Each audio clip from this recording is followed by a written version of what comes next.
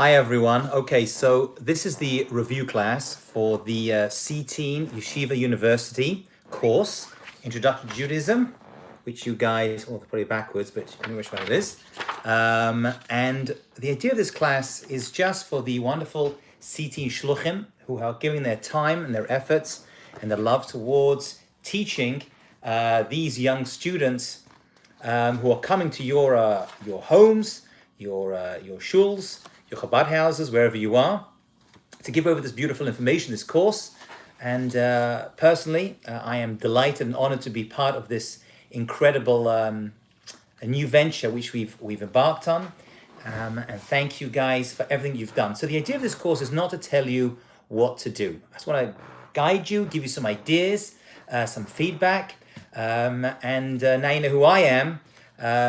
Through this little class we'll do together, we should be able to, Mr. Hashem, start a relationship with some feedback towards each other. So I'm not going to make this a full class. I don't think that's necessary. Just give you a taste of how the class should go. So we'll begin with class 1.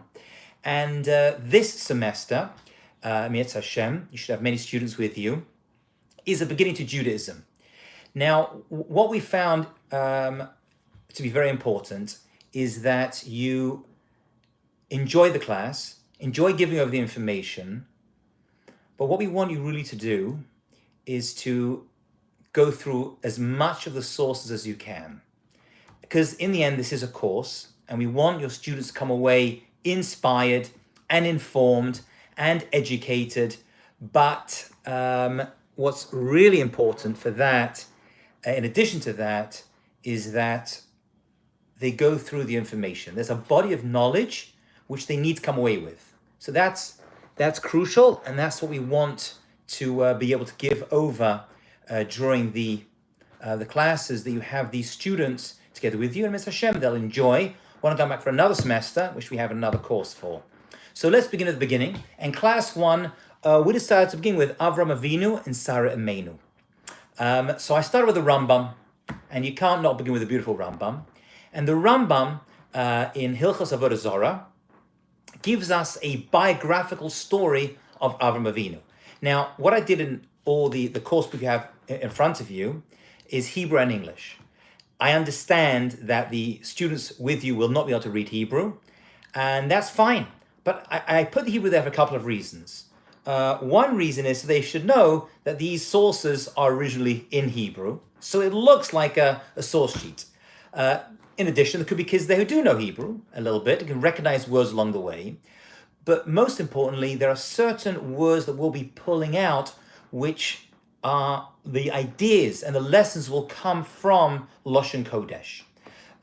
So that you can always, as you, the teacher, can refer to the Hebrew and pull out a word, pull an idea from the Hebrew itself. Having said that, my opinion with high school kids, which I'm assuming are public high school kids, who are taking this course, reading through the English source is perfectly okay and will be a lot more meaningful for them.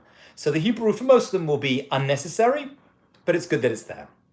And so we meet Avram Avinu, and he was what we consider to be the first monotheist, the first person to not only believe in one God, but do something about his belief. In other words, there were monotheists actually who existed before Avram Avinu.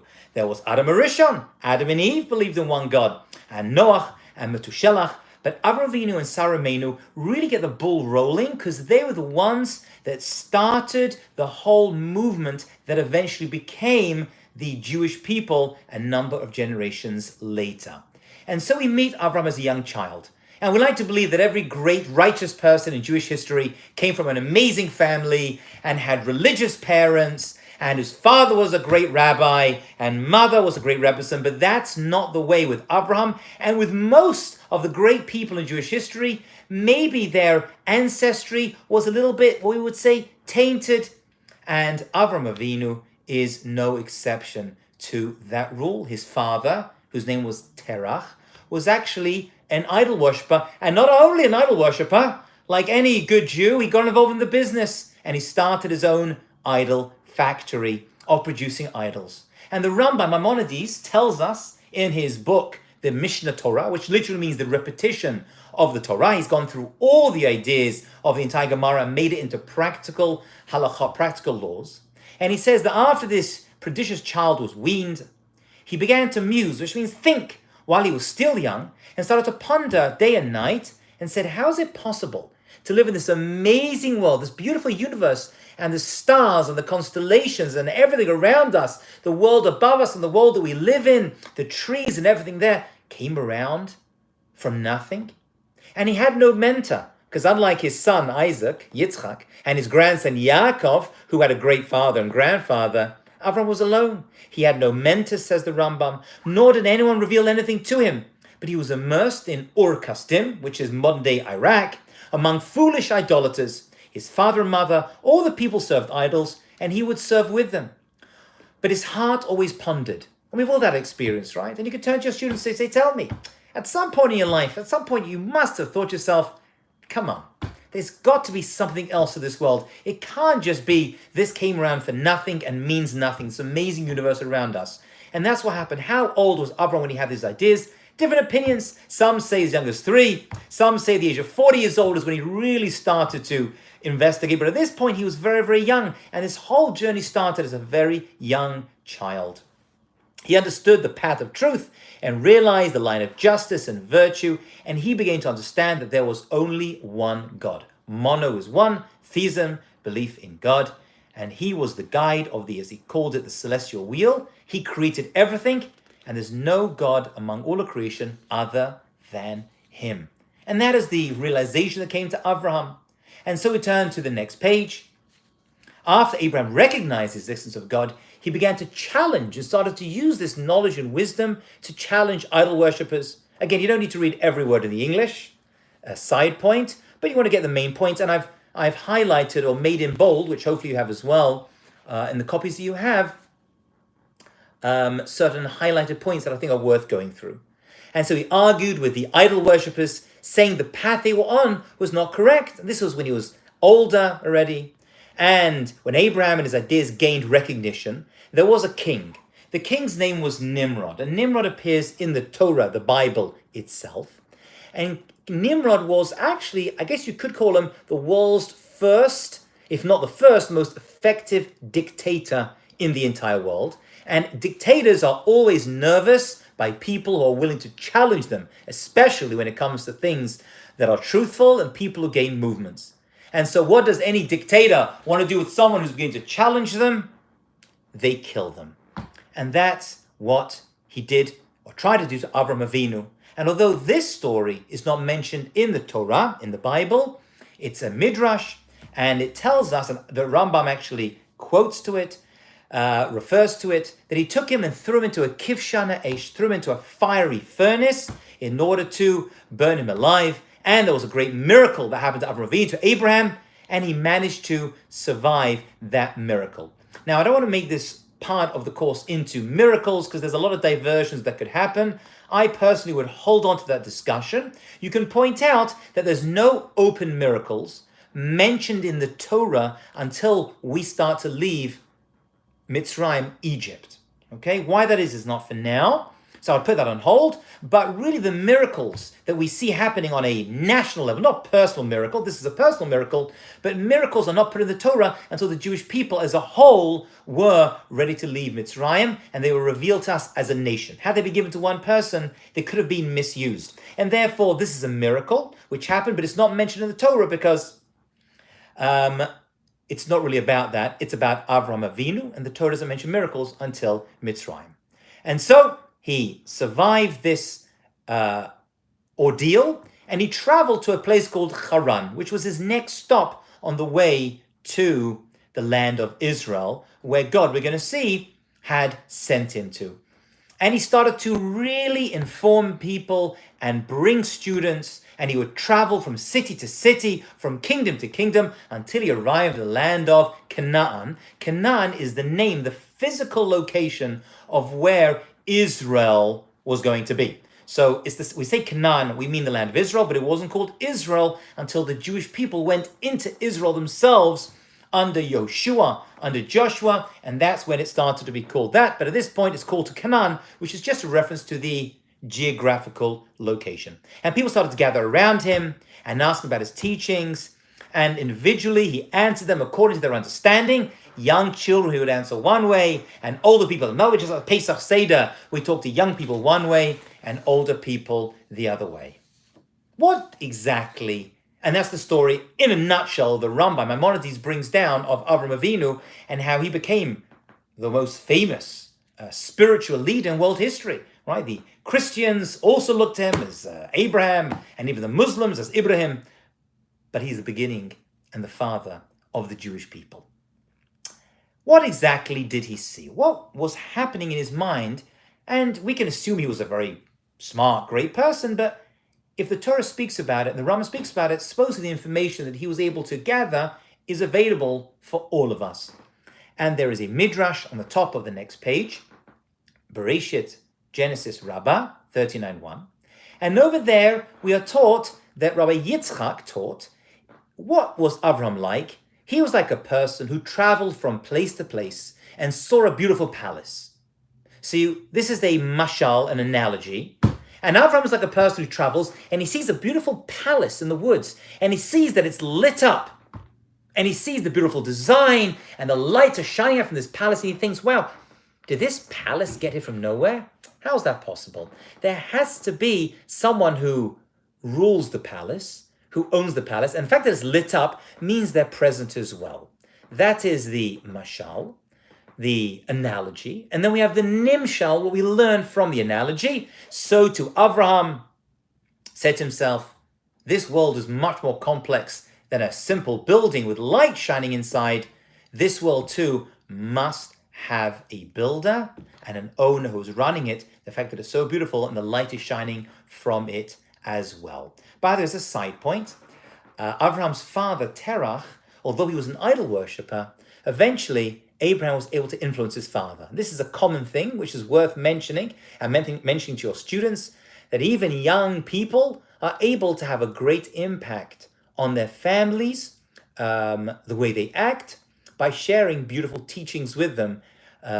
Because maybe many of your parents didn't come from Jewish backgrounds or went to Jewish day schools or have the beautiful opportunity to learn a course in a Chabad house and get YU credit for it. But Avraham took that opportunity and we can as well. So Terach eventually went away. The Midrash tells, again, this is not in the Torah, but the Midrash tells us that Avraham Avinu was put in charge of the store. You may have heard the story before, you can tell your students. And his father left him and he smashed all the idols except for the biggest one. He put the axe that he smashed the idols with into the hands of the biggest idol. And and Terach came back and said, what have you done to my business? And he said, it wasn't me, it was the big idol. And he said, what are you talking about? An idol can't do this. And he says, listen to your own words, Father. Of course an idol can't do this. I can. Then why do we give it power and credence? Now, I don't want you to think that these idol worshippers were crazy people. They were very smart. They saw things that we don't see. They saw things in trees and stones and rocks. They saw something in there that they felt had to be worshipped. But Avram came along and told them, this is not right. And Avram spent the rest of his life telling these idol worshippers not to worship idols. And most importantly, I'm going to talk about this again, not to kill your children. Because most idol worshippers in those days, how did they worship idols? They brought their children as sacrifices in order to appease the gods, small g. And Abraham spent his entire life telling people that's not what God wants. We don't want to kill our children for God. We don't want to kill ourselves for God. And by the way, the people who still do this. We don't want to die for God. We want to live for God. And that's really what Avraham, most people don't realize this, spent his entire life doing. Now, that opens up another question, which I don't want to get into now, but we should know it's a question of the final 10 tests of Abraham, which we're going to talk about in a minute, which is that Abraham was told to bring his son Isaac, Yitzchak, as a sacrifice and to kill him. That question becomes very strong now that we know that Abraham was told to tell everyone not to kill their children. Hold on to that question. It's not an easy one, but it's got a very important and special answer. Okay, so now Terach is influenced by his son. Just like you, God willing, will influence your families through your devotion to your Judaism and your learning. And Avraham leaves. And now we go into the Torah itself. And the Torah, this is where we begin to meet Avraham. And we're in the book of Genesis, Bereshit, chapter 14, verse 13. And over there, Abraham is called the Ivri. Ivri, you can see that in the Hebrew. And Ivri in Hebrew is Hebrew, right? Is Hebrew. In English is Hebrew. So what is this lashon, this language of Ivri? What is this appellation, this word that we're describing Abraham of as? What is it telling us? Why is it Avraham ha-Ivri? And why is that word, that name, gone away? Whenever we refer to ourselves as Hebrews, we refer to ourselves as Jews. At some point, the Hebrew went away, but there's something in it. In fact, the Torah mentions it. Every word in the Torah is there to teach us a lesson. So Rashi, Rabbi Shlomo Yitzchaki, who was a rabbi, lived just over 1,000 years ago in Troy in France, who wrote what we consider to be the best and the clearest commentary on the Torah. And you can see the Rashi is over here. And Rashi says that Avram is called the Ivri because he came from the other side. The word Hebrew, Ivri, means lavor, the other side. The other side of what? Of the river. He traveled. Now, there's something very important over here. This traveling of Abraham from Ur Kasdim to Haran, to the land of Israel, was actually the first of 10 tests that Abraham had. Abraham was told to lech, according to many opinions. Everyone knows he had 10 tests. What the 10 are exactly, different of opinions, but everyone agrees this was one of the 10 tests that Abraham was told to go to Lech Lecha, to leave the comfort of his home and to go to the land of Israel, which at that point, if you remember, was called Canaan. And so he traveled. Why is that important? Why do we need to know that he traveled from Ur Kasdim, Haran, to Canaan? And the answer to this is so important because there's been two great journeys in Jewish history. Journey number one is Abraham leaving Ur Kasdim. Why is that such a big, and Haran? Why is that such a big journey? Because Ur Kasdim and Haran were the epicenter of world life. And Abraham was very successful in those countries, bringing thousands and thousands of people back to God and away from idol worship, from avodah zara. But he was the akshan. What does that mean? Abraham and his descendants, which is us, are the counter culture, the akshanim. Everyone was going towards it, and Abraham left it. He realized he was told by God to go to Canaan, but he realized there was a great future for him in the land of Israel, as well as many challenges. That's the first great journey of Jewish history. The second journey, which all of you are aware of, is Moses and the Jewish people leaving Egypt. Nobody left Egypt. Egypt was the America of its day, right? It was full of all the great resources, and yet Moses and the Jewish people, Moshe Rabbeinu, left Egypt into a desert, into the Sinai desert, where they remained for 40 years, if you remember. The same idea, going against what everyone says and creating a new future based on faith in God. So those are two journeys. Abraham leaving Ur Kasdim and Haran, thinking this is a great place, but there's more to be done in Israel, and the Jewish people and Moses leaving Israel. So the Lashon Ivri means he passed over, right? He passed over from one side to the other. That's one answer to the Lashon, to the language of Ivri. But let's go a little bit deeper, and I think you'll enjoy this a lot. The other idea of Ivri, we are told in the Midrash, was that Abraham, we've already alluded to this, Abraham was on one side, and the rest of the world was on the other. Now, this is not a geographical statement. When it says that Abraham was Ivri, it means he was against the world. Everyone was saying, idol worship, there's no one God. Have as many gods as you want. The gods are there to be appeased. We have to sacrifice ourselves and kill ourselves. This is not the God of love. This is the God of war. And Abraham was like, no, that's not what I believe. And that's not who we are. And he was unique. So Hebrew, or Ivri, means he was on the other side, not geographically, but spiritually. So he had to travel physically, but that physical journey was coupled with a spiritual journey. We had to push against the tide that existed in the world to be what he had to be. Okay, so Abraham was tested with 10 tests. That's what we're told. And the number 10 is a side point. We can discuss it more a little bit later in the course. The 10 always represents a number of completion, of newness. So there's 10 commandments, which we're going to speak about.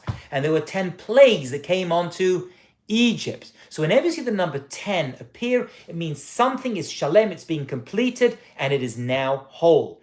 Abraham became great through these tests.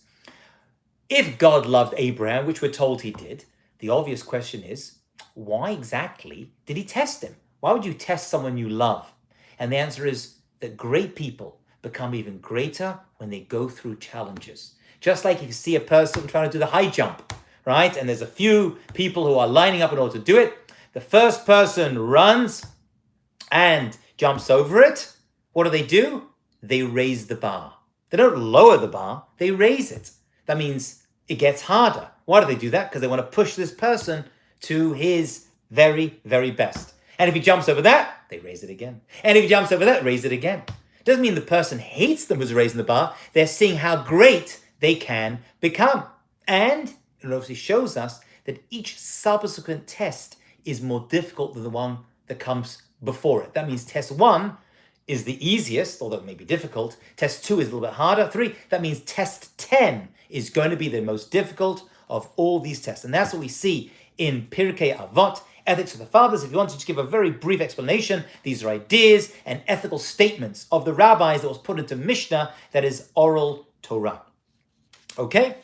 So that's what the idea of these tests were, and that is over there. Let's go back to one of the first tests of Abraham, which is on the next page. And he was told to lech lecha, which we mentioned. Lech means go. Lecha, you can see in the Hebrew, is the same word, just with different vowels. So if you just read it, it looks like you're reading go, go. But lech lecha, according to the rabbis, can mean a couple of things. 1, go for yourself, or go to yourself. You're going to find yourself through this journey. And remember, this isn't just a geographical journey. This, my friends, is a journey of spiritual growth. The physical is coupled towards it. And by the way, it doesn't have to be just a physical journey, right? You are going out of your comfort zone. You're going and you're traveling at night to take this course. That's a small, very important version of Lech Lecha. You've traveled out of your comfort zone in order to learn and to grow.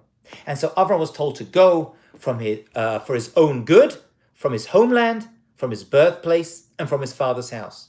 So even if you look at those words, and you can ask the students, they're backwards. You don't leave your homeland, your birthplace, and your father's house. You leave your father's house, your birthplace, and then your homeland. Can you see it's back to front? So this statement in Genesis and Bereshit 12:1, the Lech Lecha statement, can't be that Avram is just being told to leave, Ur Kasdim Haran. It's got to be a spiritual statement. And the Ramban Nachmanides agrees. And he says it's hard to leave your father's house, because that's where you grew up, your family. It's harder to leave your birthplace, your city or town, because that's what forms you, okay? It's hard to leave your homeland, your country. It's harder to leave your birthplace, that's why I said this order, but it's harder to leave your father's home, because that's where you really learn to be who you are. So Abraham had to beat these 3 of leaving his country, which had formed who he was, his birthplace, city, town, which really formed who he was, and finally his father's house, which really was his whole personality, and he had to break through that in order to become a great person, eventually a great nation. The Lubavitcher Rebbe, in his Sefer Sichot, wrote the beautiful words over here, you could read these out, that God promised Abraham that the move would be to his benefit in 5 ways. He would enjoy the immediate benefit of distancing himself from the unwholesome people of Haran. He would travel, usually reduce the odds of having children, but God said, you'll stay fertile. Traveling is expensive, and God said, I'm going to bless you with great wealth. Traveling may lessen a person's renown, because if you're traveling, you can't become so famous in one place. And God said, don't worry, your name will become great. And God promised Abraham the power to bless others and be a source of blessing. So it's actually from here that we learn that Abraham and his descendants, if they follow his path, have the ability to bring great blessing to wherever they go. And so the Jewish people as a whole, think about this, have been traveling for thousands of years. We've been traveling throughout the world. Okay, now that not may not be an amazing thing because we want to be at home in the land of Israel to get the Mashiach at the end of days. But really, it's an opportunity for us to spread the teachings. And that, I believe, is what the Lubavitch Rabbi is saying so beautifully with these 5 blessings that Abraham was given to couple together with his journey. And that's why the Nesiva Shalom, one of the great Hasidic rabbis, tells us that the trials of Abraham are not just for him, they're trials for us. Because every person goes through 10 trials and tests in their life. And one of the jobs you have to do is to look through our lives and see challenges that we've had to go through and how we have grown together from them. Okay, so let's change track a little bit.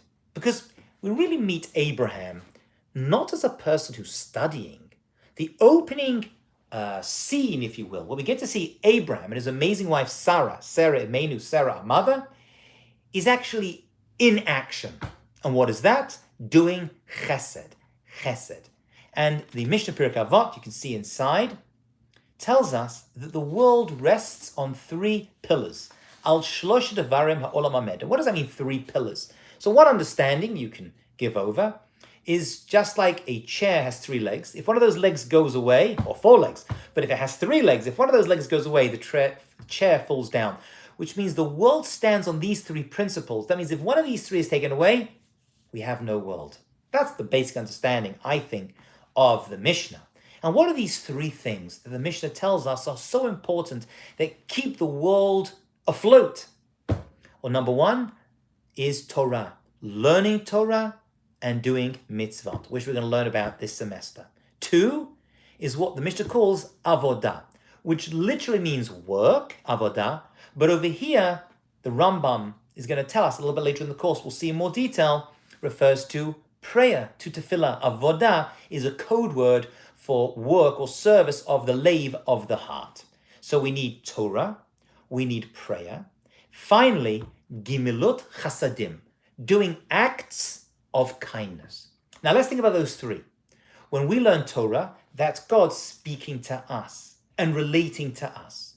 When we pray, that's us speaking to God, because any relationship must have 2-way communication. So we learn Torah, that's God teaching us, telling us what to do. When we pray, that's us asking God and talking to God. So now we have communication. And Gimel Chasadim, acts of kindness towards each other, is how we build a relationship with other people. Those 3 are basic principles of Jewish life.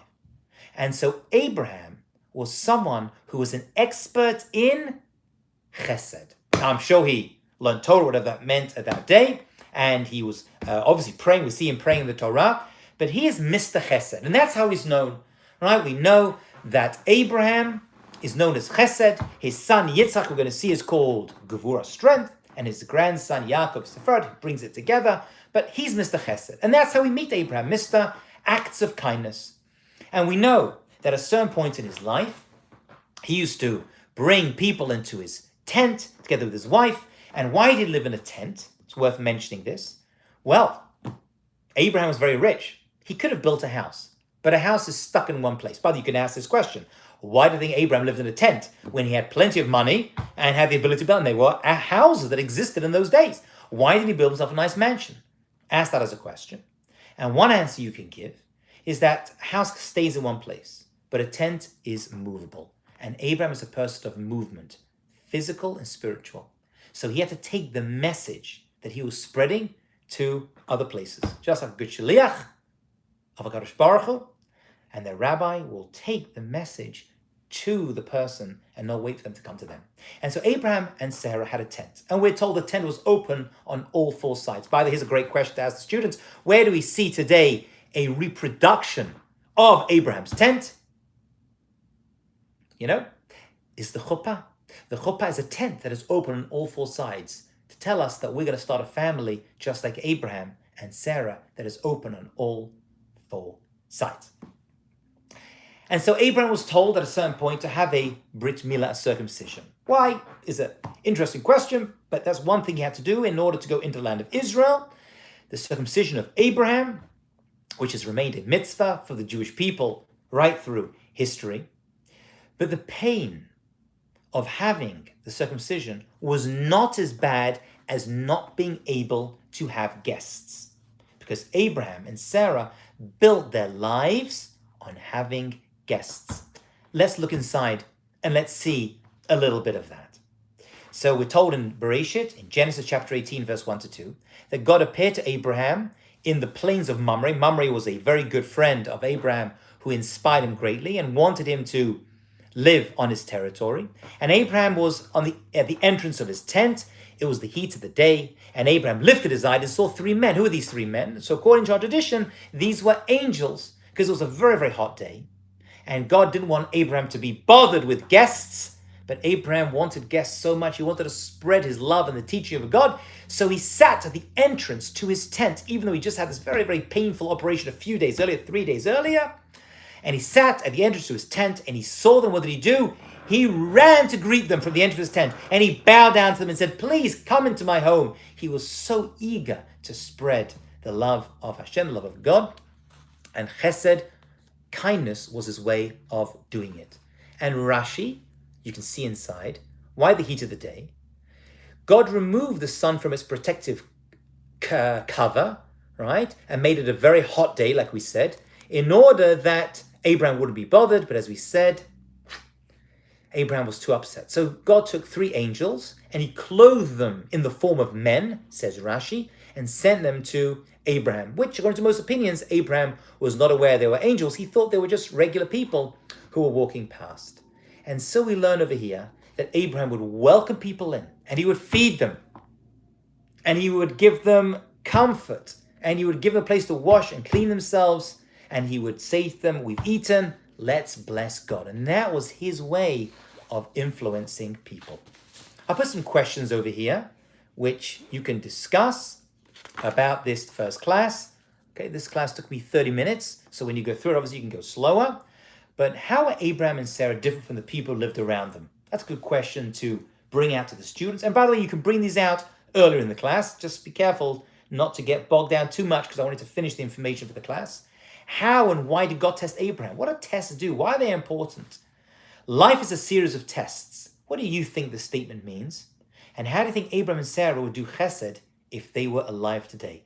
These are some questions I brought down. You're welcome to bring your own questions down for your students. But once again, take control. Don't allow these discussions to just divert you to another area that doesn't allow you to get through the information. You must try if you can, please, to get through the sources. If you leave a couple here or there, that's fine. Then tell them you're expected to read through those sources till next week.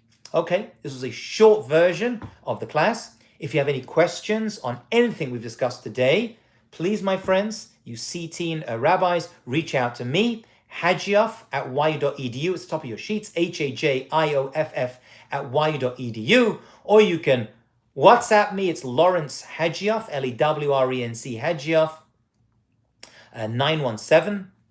917-881-0104. My number is 917-881-0104. Thank you.